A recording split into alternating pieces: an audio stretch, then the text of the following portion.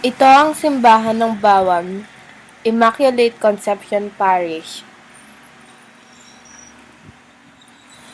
Ang simbahan ay unang pinatayo ni Padre Jose Rodriguez noong 1667. Ang pangalawang beses naman ay pinangunguna ni Padre Nicolas de Rivera noong 1689. Ang pangatlo ay noong 1692 sa pangunguna ni Padre Simon Martinez.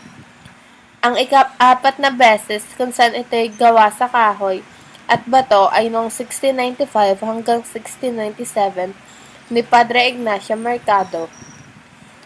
At ang panglimang beses ng renovasyon nito ay noong 1700s at 1710 sa pangunguna ni Padre Blas Vidal.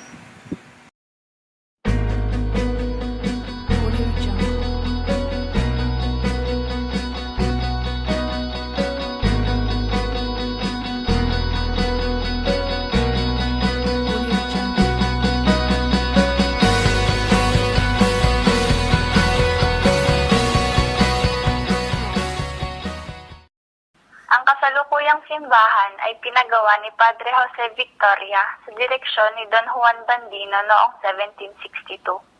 Ang kabuuan ng simbahan naman ay nakumpleto ni Padre Hipolito Huerta. Ang transit ng simbahan ay itinuloy ni Padre Hipolito Huerta noong 1856 at tinapos ni Padre Felipe Bravo noong 1861.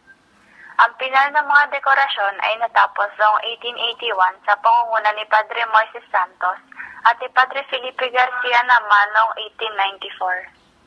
1894. Nasa simbahan ang mahal na poong Santa Cruz, ang patron ng Bawan.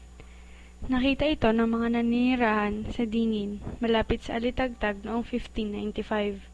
Ito ay gawa sa anubing. May 2.5 metro ang taas, may 1 metrong crosspiece. May gintong korteng araw sa gitna at may sinag ng araw. Sa gitna ng araw ay may hugis mukha ng tao na nakalagay sa intersection ng krus. Ang toreng pinagtayuan ng kampana sa kasalukuyan ay unang itinayo noong 1772 sa pangunguna ni Padre Jose Trevino. Ang kampana naman ay galing kay Padre Alberto Tabores noong 1788, subalit nasira ang tore noong 1870, ngunit nisiayos ito noong 1874 at nilagyan din ng malaking orasan doon. Dito makikita naman natin ang kapilya ng poong Santa Cruz at ng mga santo.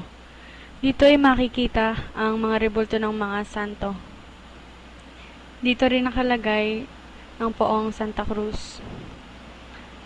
Dito rin dinaraos ang binyagan.